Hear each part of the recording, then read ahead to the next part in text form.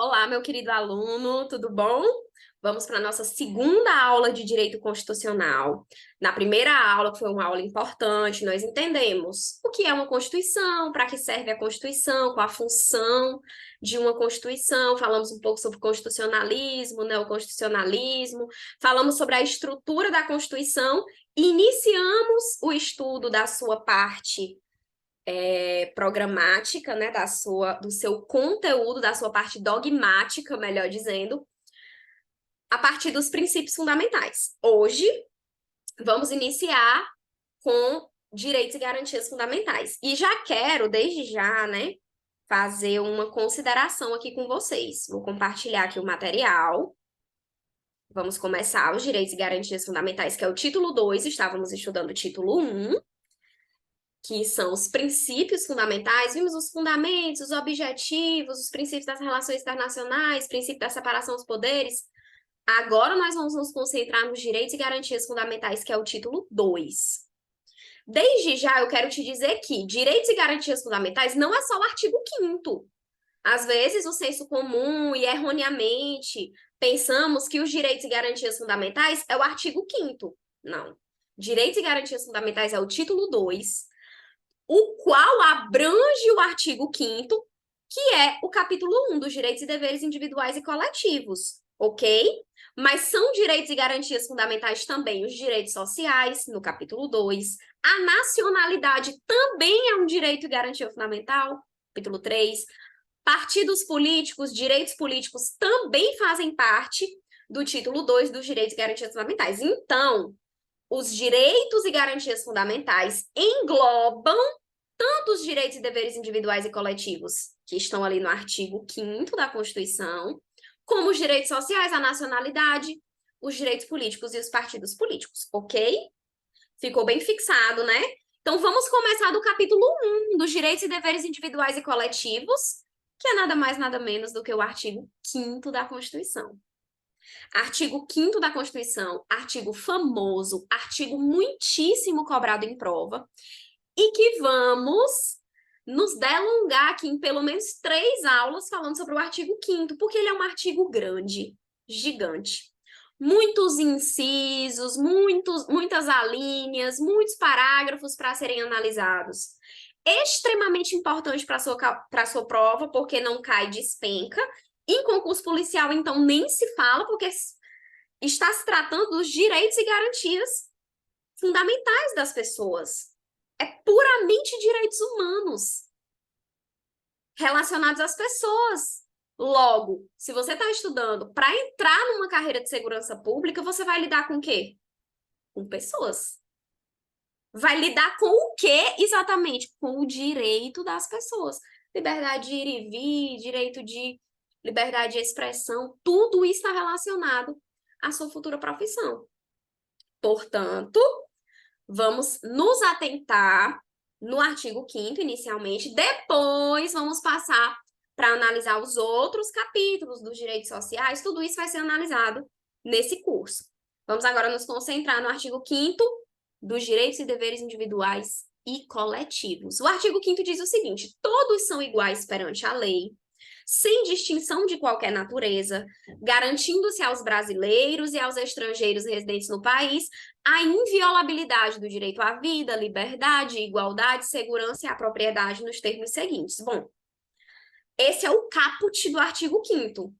O caput é o que vem logo em seguida do artigo.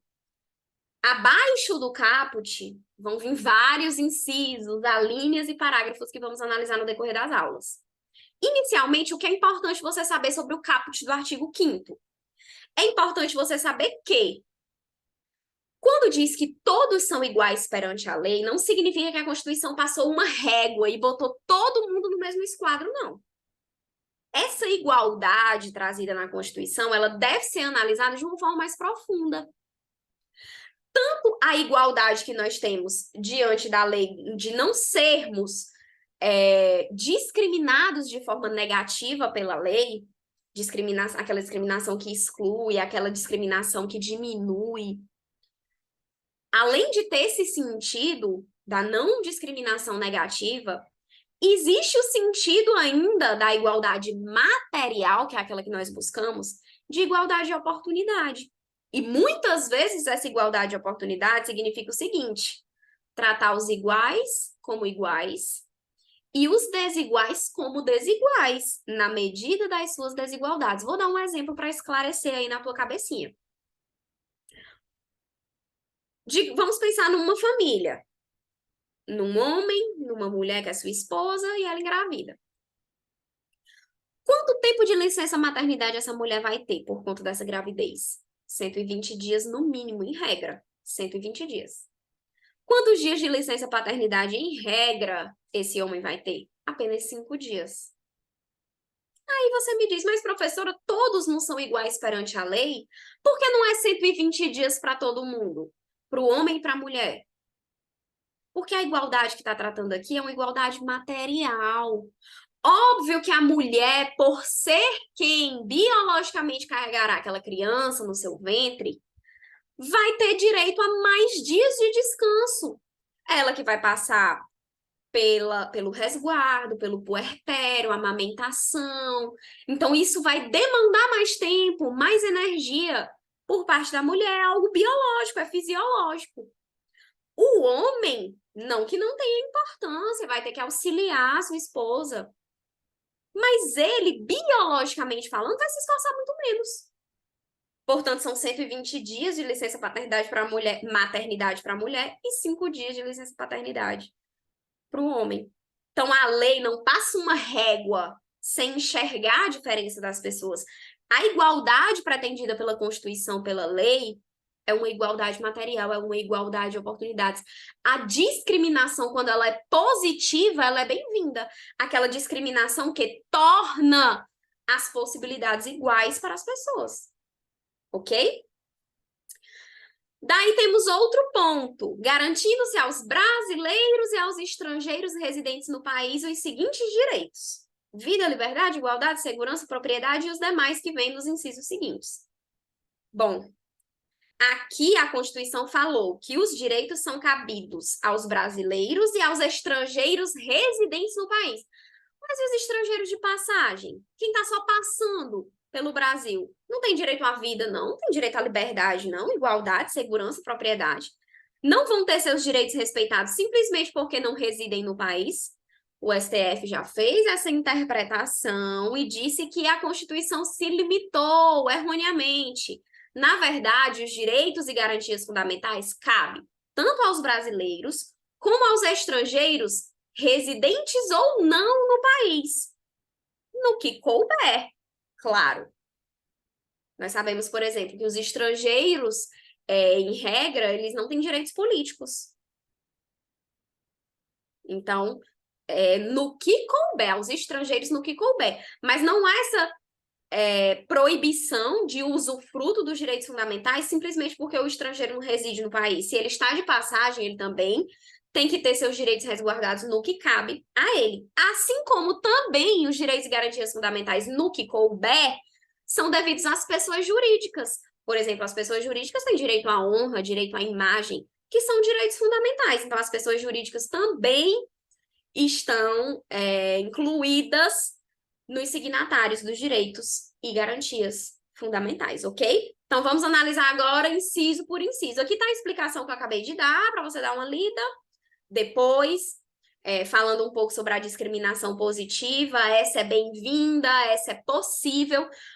Por mais que o nome discriminação seja um nome que já tenha naturalmente um sentido negativo, mas a discriminação positiva, ela é bem-vinda. A doutrina diz que ela é cabível. Que a discriminação positiva é tratar os iguais como iguais e os desiguais como desiguais na medida das suas desigualdades. É trazer uma igualdade de oportunidades, de possibilidades, respeitando as diferenças. É com base na discriminação positiva que existe o sistema de cotas, cotas raciais, cotas para a escola pública, cotas para deficientes. É uma forma de alcançar a igualdade material, porque essas pessoas têm estão inseridas em diferentes contextos. Então, para trazer a igualdade material, é aplicada a discriminação positiva. Programas sociais, Minha Casa Minha Vida, Bolsa Família, a gente sabe que não é todo mundo que pode usufruir desses programas sociais. Todos são iguais perante a lei, não deixam de ser. Mas as pessoas estão em situações diferentes. Essa igualdade tem que ser uma igualdade buscada, uma igualdade material, ok? Coloquei aqui que os direitos e garantias fundamentais, também no que couber, devem ser estendidos aos estrangeiros de passagem e às pessoas jurídicas, segundo o entendimento do STF. Importante, o rol do artigo 5º não é taxativo. É um rol exemplificativo, porque os direitos e garantias fundamentais são muitos e estão espalhados por toda a extensão da Constituição Federal, não estão concentrados apenas no artigo 5º. No artigo 5º temos grande parte deles, mas não todos. Existem direitos e garantias fundamentais espalhados por toda a Constituição e também nas leis esparsas, nos tratados internacionais dos quais o Brasil faz parte, direitos e garantias fundamentais decorrentes de princípios e etc. Então, o artigo 5º não é um rol taxativo. No artigo 5º existe um rol exemplificativo dos direitos e garantias fundamentais. Não existe hierarquia entre os direitos fundamentais. Muito importante saber, não tem um direito fundamental superior ou mais importante do que o outro, certo? Então, não existe essa hierarquia entre direitos e garantias fundamentais. Todos estão na mesma posição de importância. E aí você pode até dizer, mas professora, o direito à vida é o direito mais importante. Muito se fala sobre isso erroneamente, é um senso comum também de que o direito à vida é o mais importante, pois dele decorre todos os direitos. Esse pensamento está ultrapassado. Não existe hierarquia entre direitos fundamentais. Em algum momento, o direito à vida não será o mais importante naquela situação. Vamos pensar, por exemplo, no aborto legalizado. A nossa legislação permite o aborto em algumas circunstâncias. Quando? Quando a gravidez oferece risco de vida para a mãe, ela pode optar pela sua vida em detrimento da vida do feto. Quando a gravidez é resultado de um estupro, o aborto também é permitido. Existe essa opção de interrupção da vida do feto. Porque a dignidade sexual, a dignidade da pessoa humana da mulher, nesse ponto, é superior à vida do feto. Também existe o aborto legalizado de fetos anencéfalos. Entendimento do Supremo Tribunal Federal. O Supremo Tribunal Federal entendeu que os fetos anencéfalos, por não possuírem possibilidade de vida extraútero, a mãe, nesse caso, pode optar por interromper a vida desse feto. Dessa forma, o aborto foi legalizado também pelo entendimento do Supremo Tribunal Federal. Então, quando se coloca vida e outros valores, pode ser que a vida não seja o valor mais importante, porque não existe essa hierarquia entre direitos fundamentais. Eu poderia dar aqui muitos exemplos. Pena de morte no Brasil existe? Existe. Existe possibilidade de pena de morte, sim. No caso de guerra declarada, nós vamos ver isso mais na frente de forma mais detalhada. Se existe pena de morte, está prevista na Constituição, está prevista no Código Penal Militar, está prevista no Código de Processo Penal Militar, como eu posso falar que a vida é o direito mais importante de todos? Se em determinado momento uma pessoa dentro do nosso país, de acordo com o nosso ordenamento jurídico, pode receber a pena capital. Então, é algo bom a se pensar. Cai muito em prova. Não existe hierarquia entre direitos fundamentais. Vai depender do sopesamento de situações, vai depender do caso concreto, qual direito que vai prevalecer, ok? Agora vamos para os incisos, para a análise dos incisos. Acabei me demorando ali no caput, porque é muito importante essa parte inicial, para que você possa entender o que nós vamos estudar e a importância do que nós vamos estudar agora. Inciso 1 diz o seguinte: homens e mulheres são iguais em direitos e obrigações nos termos desta Constituição. Já falamos bastante aqui sobre a igualdade pretendida pela Constituição Federal, não apenas uma igualdade formal, mas uma igualdade material. Então, você já entende porque é que mesmo que homem e mulher seja igual perante a lei, Tem coisas que cabem apenas aos homens, tem coisas que as mulheres têm determinados privilégios. Por quê? Porque são biologicamente diferentes, fisiologicamente diferentes, emocionalmente diferentes. E por isso vão ser tratados pela legislação de forma diferente também, ok? Mas isso não significa que não são iguais perante a lei. A nossa Constituição, eu quero que você entenda, ela foi elaborada num período de redemocratização. Então, nós estávamos saindo da ditadura militar, né? Estávamos saindo da ditadura militar e entrando num novo período democrático. Se nós estávamos entrando num novo período democrático, significa que muita coisa estava mudando. Houve um rompimento ali de paradigmas, houve um rompimento de um antigo ordenamento jurídico para um novo ordenamento jurídico. No antigo ordenamento jurídico, as mulheres não tinham os mesmos direitos do homem. Isso foi alcançado em grande parte após a Constituição Federal de 88. Portanto, a importância de trazer, né, que o homem e a mulher são iguais perante a lei, o que não impede que sejam tratados de forma diferente de acordo com as desigualdades naturais que existem entre eles dois, entre os homens e as mulheres, entre esses dois grupos, ok? Ponto 2, inciso 2, no caso. Ninguém será obrigado a fazer ou deixar de fazer alguma coisa, senão em virtude de lei. Seguinte, aqui traz o princípio, né, da legalidade para nós, indivíduos. Nós não somos obrigados a fazer nada se a lei não nos obriga a fazer. Então, tudo é permitido se não está proibido na lei. O princípio da legalidade para nós, indivíduos, é um princípio amplo. Tudo que a lei não proíbe, nós podemos fazer. Lá na matéria de administrativo, quando a gente fala de legalidade no sentido administrativo, a gente vê um ponto de vista totalmente diferente do que é legalidade para a administração pública. Mas para os indivíduos, a Constituição disse o seguinte: você não está obrigado a fazer ou deixar de fazer nada, senão em virtude de lei. Assim como você pode fazer tudo que a lei não proíba. Ok? Princípio da legalidade. 3. Ninguém será submetido à tortura nem a tratamento desumano ou degradante. Aqui eu quero dizer uma coisa para você. É nunca. Geralmente em prova de concurso a gente duvida quando vem expressões como nunca, jamais ou sempre, sem exceção. Mas aqui é nunca. Não tem nenhuma exceção para a prática da tortura legalizada no nosso ordenamento jurídico. Não tem terrorismo, não tem ataque, iminência de ataque de bomba atômica. Não tem exceção para a prática de tortura. Dizemos que não existem direitos absolutos, mas existem proibições absolutas. Uma das proibições absolutas dadas pela lei é essa: tortura, tratamento desumano ou degradante. Isso é proibido.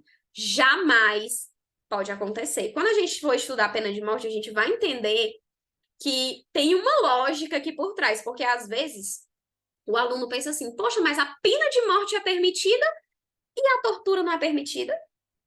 Você vai entender quando a gente estudar a pena de morte, tá? Vamos agora para o inciso 4, cai demais em prova também, muito. Direito de liberdade de expressão. Muito é falado sobre a liberdade de expressão, que nada mais é que a manifestação do pensamento. Se expressar é manifestar, é exteriorizar o seu pensamento. Então, é livre a manifestação do pensamento. Você tem liberdade de expressão, mas ela encontra limites. Além disso, a Constituição já traz um limite claro, sendo vedado o anonimato. O anonimato, a falta de autoria daquela manifestação do pensamento é vedada pela Constituição. Mas por quê? Por que é vedado o anonimato? Justamente porque a liberdade de expressão ela tem limites. E quando ela é anônima, fica impossível responsabilizar pessoas se houve excesso da liberdade de expressão.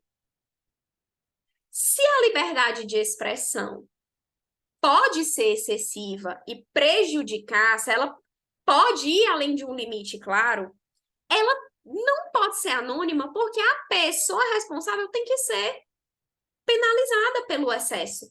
Por isso a lógica de ser vedado o anonimato.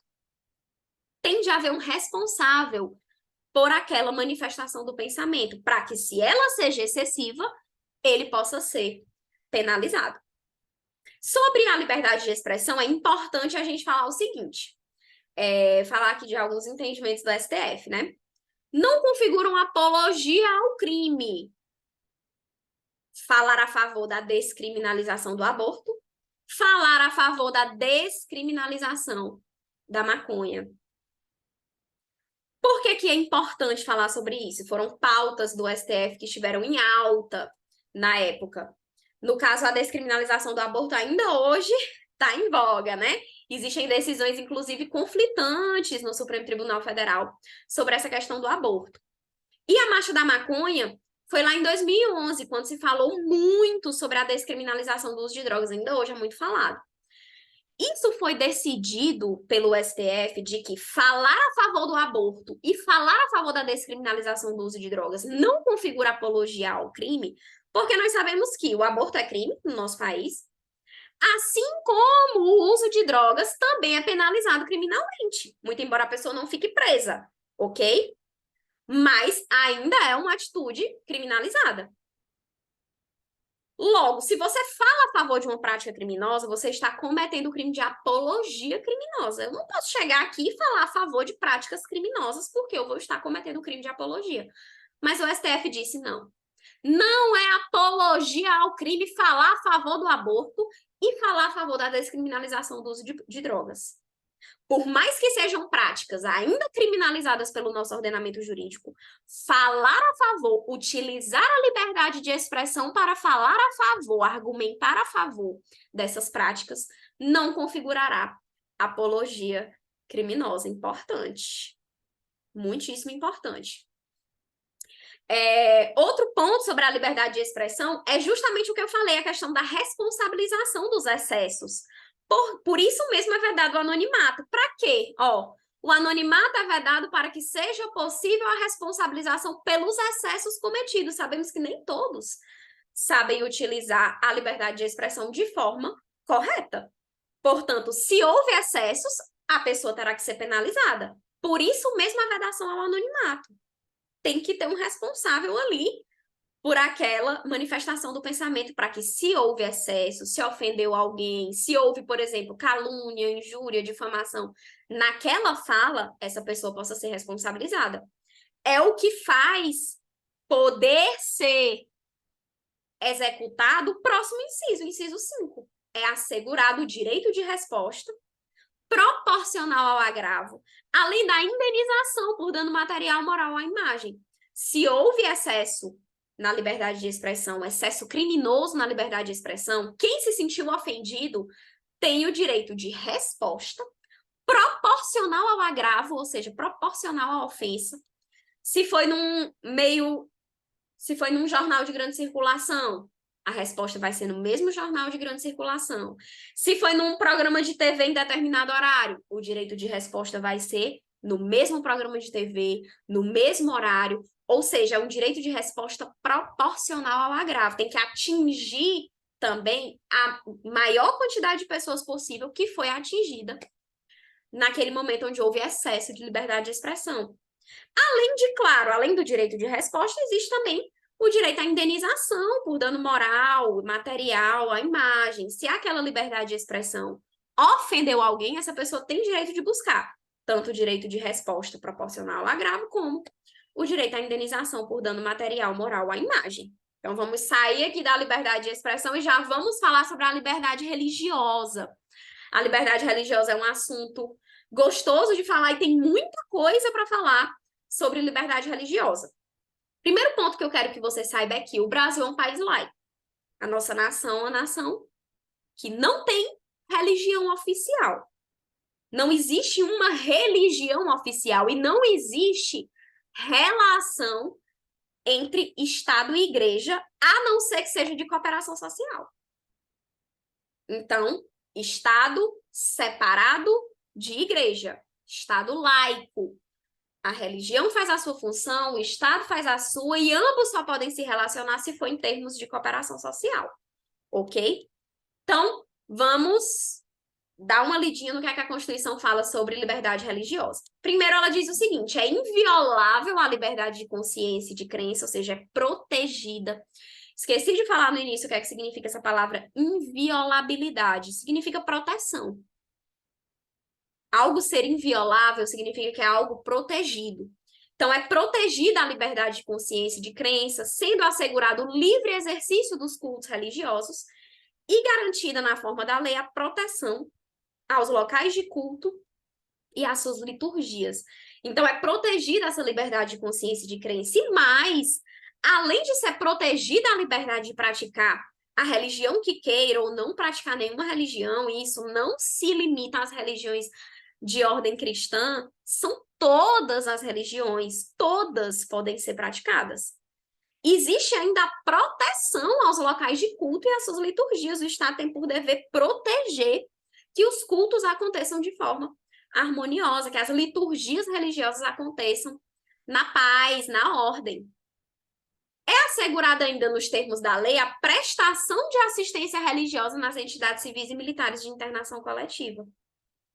Além da liberdade de expressão, a liberdade de religião existir para quem está livre, para quem pode exercê-la de maneira livre, a liberdade de religião também existe para quem está internado ou numa entidade civil ou militar.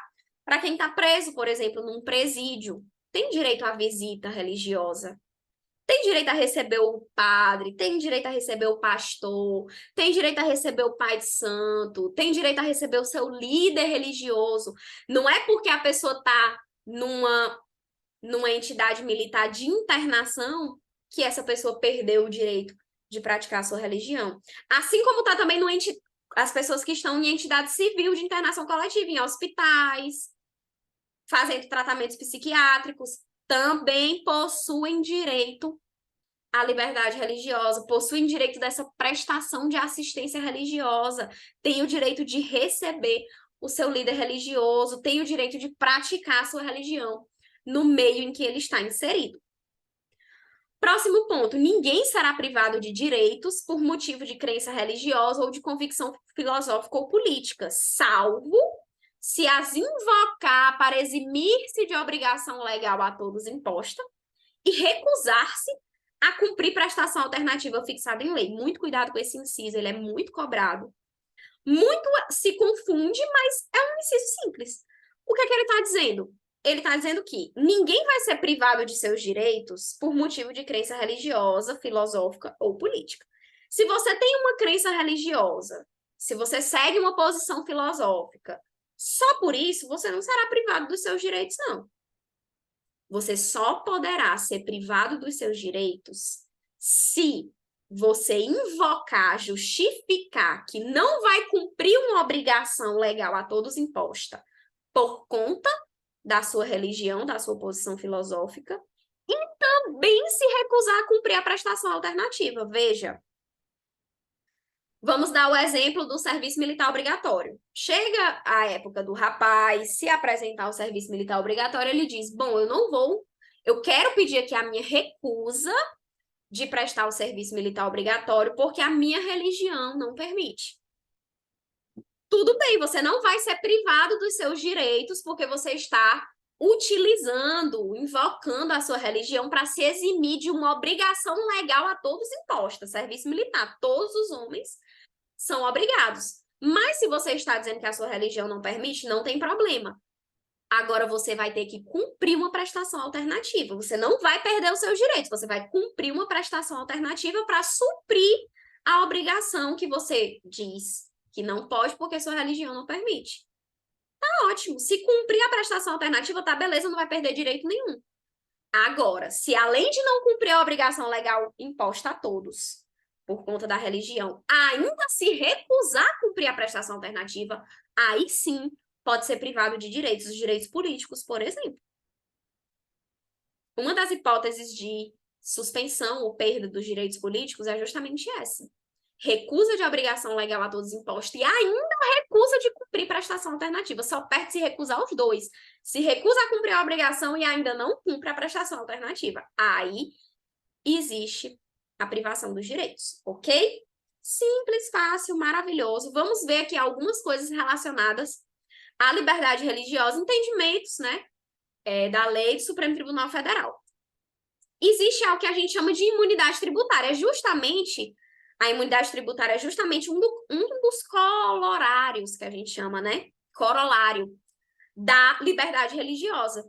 As religiões são isentas de impostos no que se refere à sua atividade fim. Religião não precisa tributar o seu recebimento, os dízimos, as coletas que se fazem dentro das igrejas, dentro dos estabelecimentos religiosos. Essas são isentas de impostos. É mais uma prova de que o Estado é laico, existe essa separação entre Estado e Igreja. Vamos ver aqui dois entendimentos do STF que ficaram muito famosos e são entendimentos, de certa forma, recentes, que pode ser cobrado na sua prova. Existe uma grande chance de estar lá na sua prova esses entendimentos. O primeiro, por unanimidade, o STF considerou constitucional, ou seja, pode, o sacrifício de animais em cultos religiosos. E fixou essa tese em repercussão geral. Ou seja, o que é que está valendo no território nacional é constitucional o sacrifício de animais nos cultos religiosos. O que o STF proibiu foi a tortura do animal, o excessivo sofrimento do animal nesse ritual. Mas o sacrifício do animal foi permitido pelo Supremo Tribunal Federal. Daí você pode achar um absurdo, nossa. Mas veja bem, quando se é, por exemplo, de uma religião de matriz africana que considera o sacrifício de animais essencial no seu culto, existe uma importância muito grande do sacrifício do animal para a essência, para o pilar daquela religião, para aquela matriz religiosa. Isso é extremamente importante. O Estado retirar essa possibilidade seria interferir de forma indevida na liberdade religiosa das pessoas. O que o STF proibiu foi a tortura, foi o excesso de sofrimento do animal. Mas o sacrifício do animal o STF permitiu, por ser importante, por ser cerne, por ser dogma central de muitas religiões de matriz africana que já são muito perseguidas. Infelizmente, existe muita perseguição religiosa. As religiões que não são cristãs aqui no território brasileiro, existe muita perseguição. Religiões de matriz africana, espiritismo, etc. São religiões que estão ainda à margem, que necessitam dessa proteção.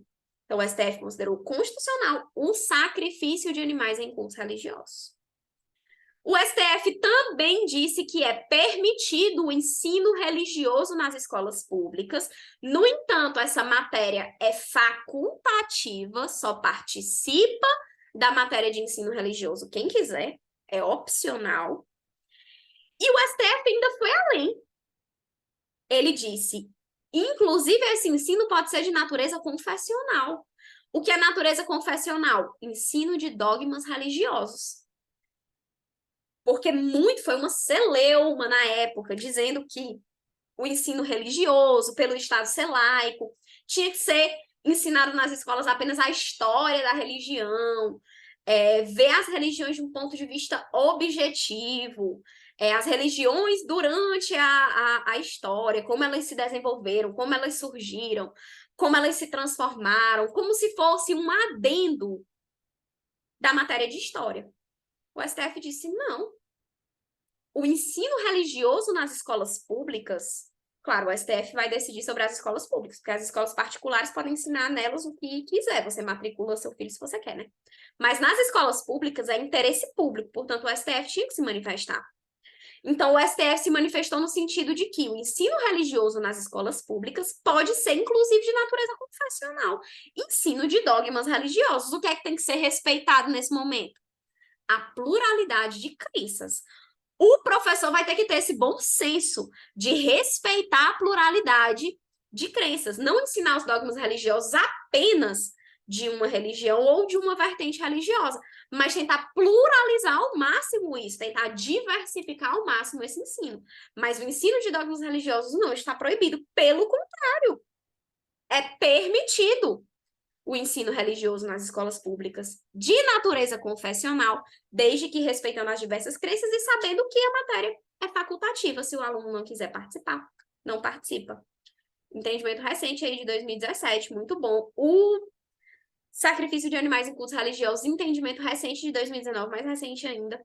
Então, muito cuidado, porque se cai na sua prova, você tem que ter esse conhecimento. Vamos partir para o próximo inciso. Inviolabilidade de domicílio. Cai demais em prova, gente. Artigo 5º. É um artigo que cai demais.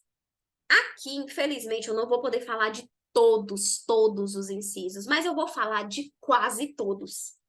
Vai ficar pouquíssima coisa sem a gente ver, porque cai muito e tanto cai muito em prova o artigo 5º, como eles diversificam bem a cobrança dos incisos. Então, fica até difícil a gente dizer quais os principais. São muitos os principais, são muitos os que sempre caem. Então, eu vou tentar fazer as aulas serem o mais abrangente possível. Vai ficar coisa sem a gente ver? Vai, mas muito pouca, e as que são menos cobradas em prova. Então, vamos lá. Inviolabilidade de domicílio. O que é que nos diz o inciso 11? Diz o seguinte: a casa é asilo inviolável do indivíduo, ninguém nela podendo penetrar sem consentimento do morador, salvo em caso de flagrante delito ou desastre, ou para prestar socorro, ou durante o dia por determinação judicial. Então, nos disse que a casa é asilo inviolável. Quando se diz inviolável, a gente já sabe que é o quê? Protegido, muito bem. É isso aí. Então, a casa é um lugar protegido. É inviolável. Ninguém pode violar a sua casa.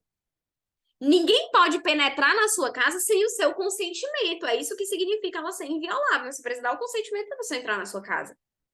Exceto, quais foram as exceções que o texto constitucional nos trouxe? Flagrante delito, aí não é necessário consentimento. Desastre, não é necessário consentimento. Prestar socorro, não é necessário consentimento. E por determinação judicial, também não é necessário consentimento. Apenas durante o dia. Isso é muito importante para a tua prova. Vamos para os exemplos, para fixar aqui. A casa, a regra, só pode penetrar nela com consentimento do morador, ok? Então, eu tenho que dar o meu consentimento. Quais são as exceções? Flagrante delito, desastre, prestar socorro. E determinação judicial. No caso de determinação judicial, somente durante o dia. Vamos lá. É meia-noite. Tô aqui na minha residência. E dentro da minha residência está sendo praticado um crime. Eu estou com um carregamento de drogas e a polícia tomou conhecimento. Ela pode entrar na minha casa sem o meu consentimento? É meia-noite. Pode entrar na minha casa sem o meu consentimento? Pode, porque é caso de flagrante delito. E pode ser tanto durante o dia, como durante a noite, não é necessário o meu consentimento. Pode entrar a qualquer hora sem o meu consentimento. Porque flagrante delito, eu estou com um carregamento de droga na minha casa. Flagrante delito. Se a polícia toma conhecimento, tem os elementos mínimos do flagrante, ela pode entrar na minha casa sem o meu consentimento, ok? Tô aqui na minha casa, tem uma fiação elétrica prestes a cair na minha piscina. E o meu vizinho do lado, que mora num prédio alto, tá vendo que isso está prestes a acontecer. Vai ser um desastre. Porque eu posso estar usando a piscina no momento, meus filhos podem estar dentro da piscina, e aí? O meu vizinho precisa me pedir para evitar esse desastre? Não, ele pode entrar na minha casa sem o meu consentimento para evitar esse desastre, para avisar as pessoas que estão ao redor da piscina, para me avisar. Ele pode entrar sem o meu consentimento. Isso pode ser tanto durante o dia como durante a noite, porque é um caso de desastre. Prestar socorro, mesma forma. Vê se tem uma pessoa apelando, gritando por socorro dentro de uma residência. Você vai ter que pedir para entrar? Não, e pode ser de dia, pode ser de noite, pode ser de madrugada. Entra sem o consentimento. No caso de determinação judicial já é diferente. Nesses 3 casos que eu falei, flagrante, desastre, prestar socorro, pode ser durante o dia ou durante a noite a entrada sem consentimento. No caso de determinação judicial, somente durante o dia. Só pode entrar sem consentimento do morador somente durante o dia. Durante a noite, se não tem consentimento, não pode entrar, tem que esperar amanhecer o dia. O que é uma determinação judicial? Ou é um mandado de prisão, ou é um mandado de busca e apreensão. Para cumprir o mandado de prisão ou mandado de busca e apreensão, sem consentimento do morador, somente durante o dia. É por isso mesmo que a gente sempre vê a Polícia Civil, a Polícia Federal cumprindo mandados às 6 horas da manhã, assim que amanhece o dia. Eles não podem cumprir sem consentimento à noite. Tem que esperar o dia para que entre naquela casa sem o consentimento do morador. Ok? Então, aqui eu expliquei direitinho. E outra coisa, casa. O que é casa para fins de inviolabilidade de domicílio? Casa tem um sentido amplo, um conceito jurídico amplo quando se fala de inviolabilidade de domicílio. A casa pode ser a sua residência, casa de morada, pode ser casa de praia, pode ser chácara. A casa já foi considerada a boleia do caminhão. Por quê? Porque é onde literalmente o caminhoneiro vive. Ele tem uma relação de intimidade com aquele local. Aquele local é dele, é onde ele se encontra a maior parte do tempo. Casa pode ser quarto de hotel, certo? Então, a casa ela tem um conceito jurídico amplo, escritório de advocacia. Meu escritório de advocacia é a minha segunda casa, literalmente. Tem coisa que tá lá que eu não trago nem pra mim. De tão íntima a minha relação com o meu escritório de advocacia. Então, também considerado casa. Todo local onde existe essa relação de intimidade, de forma, obviamente, vai ser analisada a razoabilidade, a proporcionalidade, mas se existe essa relação de intimidade, então a casa tem esse conceito jurídico amplo, ok? Vamos passar agora para o direito de reunião, direito também muito cobrado em prova, principalmente depois do entendimento recentíssimo do Supremo Tribunal Federal, que deixa a gente, às vezes, chega a ser engraçado algumas coisas, porque veja bem a literalidade do texto constitucional, gente. Muito importante saber a literalidade dos artigos e incisos da Constituição. É por isso que no meu material eu trago eles na literalidade. Porque grande parte das questões de prova vai te cobrar literalmente o que está escrito na Constituição. Obviamente que, por alguns concursos de carreira policial serem concursos de nível superior, aí você tem que saber jurisprudência, tem que saber uma teoria um pouquinho mais aprofundada, tem que saber um bizu, tem que ter uma malícia a mais. Mas eu sempre coloco no material a letra de lei, porque ela é importante.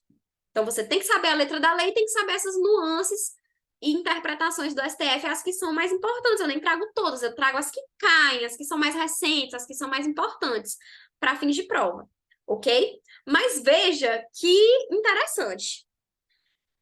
O direito de reunião, da forma que está na Constituição, está escrito dessa forma aqui. Todos podem reunir-se pacificamente, sem armas, em locais abertos ao público, independentemente de autorização, desde que não frustrem outra reunião anteriormente convocada para o mesmo local, sendo apenas exigido prévio aviso à autoridade competente. Então, foi o que a Constituição nos disse. Que as pessoas podem se reunir livremente em locais abertos ao público, é o direito de reunião. Não confundir com o direito de associação. Associação, pessoal, é uma instituição organizada de pessoas que se reúnem com um objetivo em comum. O direito de reunião é um direito mais esporádico, né? Nós podemos utilizar as vias públicas, os locais públicos, para nos reunirmos, se for do nosso desejo, desde que essa reunião seja pacífica, sem armas, local aberto ao público. Independentemente de autorização, eu não preciso pedir autorização para ninguém para me reunir num local aberto ao público. Não preciso. Foi que a Constituição diz que é exigido apenas o prévio aviso. Pedir autorização é diferente de avisar. Você concorda comigo, né? Pedir é dizer, ei, eu posso me reunir? Não, não é isso. Não existe esse pedido de autorização. Não precisa pedir autorização. O que se precisa, segundo a Constituição, é um prévio aviso à autoridade competente. Você vai avisar, ó, eu estou planejando uma reunião pública, dia tal, horário tal, no local tal, com o local aberto ao público. Vai ser uma reunião pacífica, sem armas. E assim você faz o aviso à autoridade competente. Por que é exigido esse prévio aviso? O prévio é porque é antes da reunião acontecer. Por que é exigido esse prévio aviso? Para não frustrar, talvez, outra reunião que vai acontecer naquele mesmo local, naquele mesmo horário. É para não haver choques de reunião. Ok? É isso que diz a Constituição. Muito tranquilo. Coloquei até aqui para entender melhor. Autorização é diferente de prévio aviso. Não se pede autorização. Isso é muito confundido, viu, nas provas. Muito. Vocês vão ver muitas questões assim. Todos podem reunir pacificamente, sem armas, em locais abertos ao público. Desde que exista prévia autorização. Eles pegam o prévia do prévio aviso, porque gente que elabora prova é sacana até demais. Então, ele vai pegar o prévio e vai botar antes da autorização. E se você estiver cansado, desconcentrado, você vai lá e marca que tá certo. Muito cuidado, não precisa de autorização, apenas um aviso prévio. Entendimento do STF, aí é que a parte gostosa. O que foi que o STF disse? Que mesmo que a Constituição diga que é exigido um prévio aviso à autoridade competente, se esse prévio aviso não acontecer, por si só, a reunião não se torna ilegal. Mas é lógico, porque veja, por que que existe esse prévio aviso? Por que que é bom esse prévio aviso? Para não frustrar outra reunião que tenha sido marcada para o mesmo local, para o mesmo horário. É só para isso que serve o prévio aviso, é por questão de organização. Logo, se não houve o prévio aviso, mas a minha reunião aconteceu de boa, não tinha outra marcada, chegamos lá, nos reunimos, estamos lá, tá pacífica, tá sem armas, tá de boa a reunião, só porque não houve esse prévio aviso não significa que a minha reunião é ilegal. Entendimento do STF já de 2021, recentíssimo, com repercussão geral reconhecida, tema 855.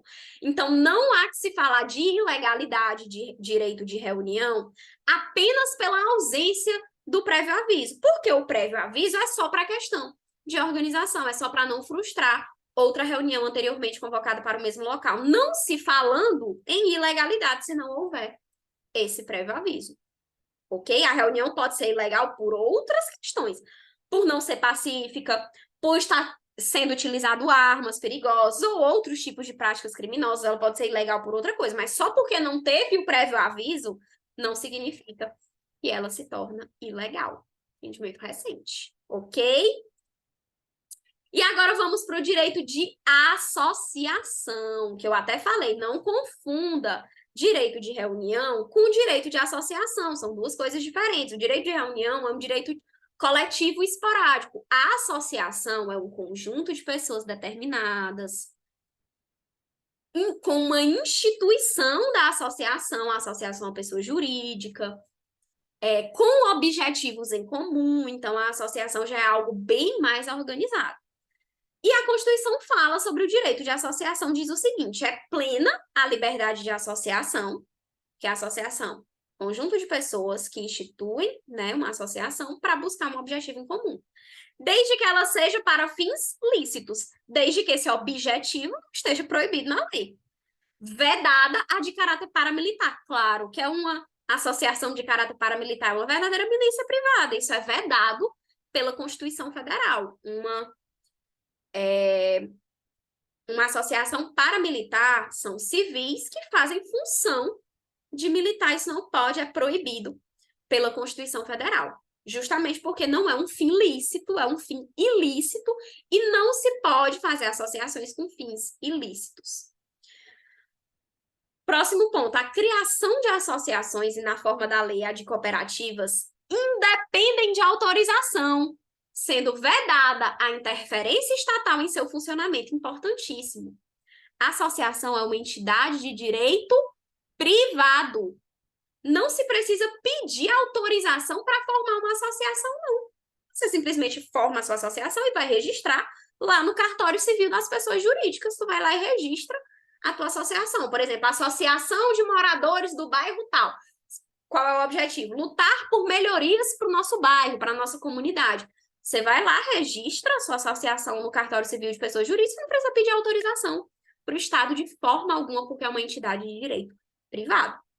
E o Estado também não pode interferir em seu funcionamento. Agora, outra coisa é se uma associação que foi criada com um fim lícito desvirtua a sua finalidade e começa a praticar atos ilícitos. Aí pode acontecer o seguinte, as suas atividades podem ser suspensas ou ela pode ser até mesmo extinta. Quem fiscaliza a licitude ou ilicitude do objeto de uma associação é o Ministério Público. Então, se o Ministério Público dá de conta que a associação está praticando ilícitos, o que é que ele pode fazer? Pode pedir judicialmente a suspensão das atividades daquela associação ou mesmo a dissolução, ou seja, a extinção daquela associação. Aí a Constituição disse o seguinte: as associações só poderão ser compulsoriamente dissolvidas, ou seja, extintas, ou ter suas atividades suspensas por decisão judicial. Então, o Ministério Público vai ter que acionar o judiciário, exigindo-se, no primeiro caso, o trânsito em julgado. Importante e cai em prova. Se aquela associação vai ter só as suas atividades suspensas, ou seja, durante um tempo ela não vai funcionar, vai ter suspensa as suas atividades para uma melhor análise do que estava acontecendo, só precisa uma decisão judicial simples dentro do processo. Uma decisão simples. Decisão judicial, decisão do juiz simples. Ela não precisa ter transitado em julgado. Agora, se for para dissolver compulsoriamente, ou seja, extinguir, acabar, retirar do mundo fático e jurídico aquela associação, aí precisa de uma decisão judicial com trânsito em julgado. Que é uma decisão judicial com trânsito em julgado? Aquela que não cabe mais recurso, aquela que é definitiva, aquela que, foi sacramentada, não tem mais ponto de correr, é uma decisão definitiva, permanente, não cabe mais recurso. Aí sim, ela pode ser compulsoriamente dissolvida, logo após o trânsito em julgado. Então, é exigido o trânsito em julgado apenas para a dissolução da associação. Se for simplesmente para a suspensão de atividades, uma decisão judicial simples resolve. Ok? Ainda sobre a associação diz o seguinte: ninguém poderá ser compelido a associar-se ou a permanecer associado. Existe o direito de liberdade de associação. Porque existe a associação de moradores do bairro tal, não significa que eu, morando nesse bairro, sou obrigada ou serei compelida a participar dessa associação. Não, ninguém é obrigado a se associar e nem a permanecer associado. Pode se associar e desassociar livremente. Próximo ponto, as entidades associativas, quando expressamente autorizadas, têm legitimidade para representar seus filiados judicial ou extrajudicialmente. Então, digamos, a legitimidade de representar os seus filiados na justiça ou em outras questões fora justiça, tem que ser depois da expressa autorização dos seus filiados. Então, a autorização não pode, a associação não pode, de forma automática, representar seus filiados judicial ou extrajudicialmente. Precisa da autorização expressa deles. Porque muitas vezes a associação quer representar os seus filiados em alguma questão judicial ou em alguma questão administrativa, mas para que possa acontecer isso, ela tem que ser expressamente autorizada pelos componentes da associação, ok? Entendimento do STF, porque sempre tem que ter, né? E é um entendimento recente de 2021 importante, já caiu em prova, pode cair de novo. É desnecessária a autorização expressa dos associados, ou seja, é o contrário do que eu acabei de falar, mas num caso específico. Qual é o caso específico? No caso de mandado de segurança coletivo impetrado por entidade associativa de caráter civil. Ok? Nesse ponto específico, é desnecessária a autorização expressa dos associados para a cobrança de valores pretéritos de título judicial decorrente de mandado de segurança coletivo impetrado por entidade associativa de caráter civil. Decora. Se for uma ação de cobrança de valores pretéritos decorrentes de mandado de segurança coletivo impetrado pela associação, não precisa autorização expressa dos associados, ok? Finalizamos aqui, vamos responder umas questõezinhas, né, para finalizar aí de vez a aula. Vamos ligeirinho, que nosso tempo já está acabando. Acerca dos direitos e garantias fundamentais, especialmente o direito à liberdade, analise as afirmativas abaixo. 1. A Constituição assegura a liberdade do exercício de qualquer trabalho, ofício ou profissão, atendidas as qualificações profissionais que a lei estabelecer. Lindo, maravilhoso. Você tem direito de escolher a profissão que você quer, mas para exercê-la, se tiver requisitos a cumprir, você precisa atender essas qualificações profissionais. Certinho. A lei infraconstitucional poderá, portanto, limitar o seu alcance, fixando condições ou requisitos para o pleno exercício da profissão. Tá só explicando o que eu acabei de falar. Como, por exemplo, advogado. Eu posso escolher livremente a profissão de advogado. No entanto, eu terei que passar no exame de ordem. É uma qualificação profissional que a lei estabelece para o exercício da minha profissão. Lindo, ponto 1, certo. 2. É assegurado a todos o acesso à informação e resguardado o sigilo da fonte, quando necessário ao exercício profissional. Trata-se do direito de informar e de ser informado, explicitando o direito constitucional à liberdade de informação. Veja bem, muito importante a gente diferenciar anonimato de sigilo da fonte. Ai, como foi boa essa questão trazer esse ponto do sigilo da fonte. Vimos que o anonimato, ele é proibido. Não se pode haver manifestação de pensamento anônima. A Constituição proíbe. A proibição é clara, vedado o anonimato. Mas sigilo da fonte e anonimato é diferente. Sigilo da fonte é você ter o direito, caso o seu exercício profissional exija, de esconder de onde você tirou a informação. Mas a informação está na sua responsabilidade. Você esconde apenas a fonte da qual você retirou, qual foi o documento, qual foi a pessoa que te disse. Isso é o dia a dia do jornalismo. O jornalista se apresenta como dono daquela informação, foi ele que manifestou o pensamento dele, e resguardou o sigilo da fonte. Sigilo da fonte pode.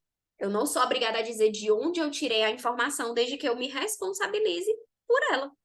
E assim não vai ser uma informação anônima. Se eu cometi algum excesso, eu vou ser penalizado pelo excesso cometido. Ok? Então, muito cuidado. Anonimato é vedado, a informação tem que ter um dono, a informação tem que ter uma pessoa para se responsabilizar se houver excesso. Sigilo da fonte é permitido, desde que necessário ao exercício profissional. Eu não sou obrigado, como profissional, a dizer de onde eu tirei essa informação. Então, ponto 2, correto. Ponto 3, a locomoção no território nacional em tempo de paz é livre, podendo qualquer pessoa, nos termos da lei, nele entrar, permanecer ou dele sair com seus bens. Perfeito também. Estão corretas as afirmativas 1, 2 e 3. Show.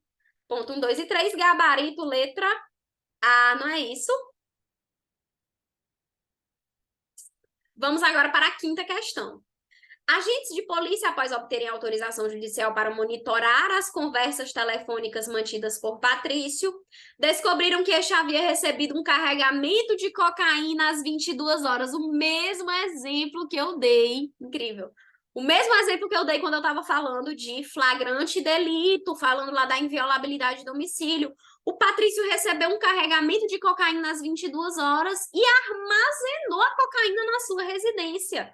Trata-se de que aqui? Flagrante delito. Então, vamos procurar a alternativa correta.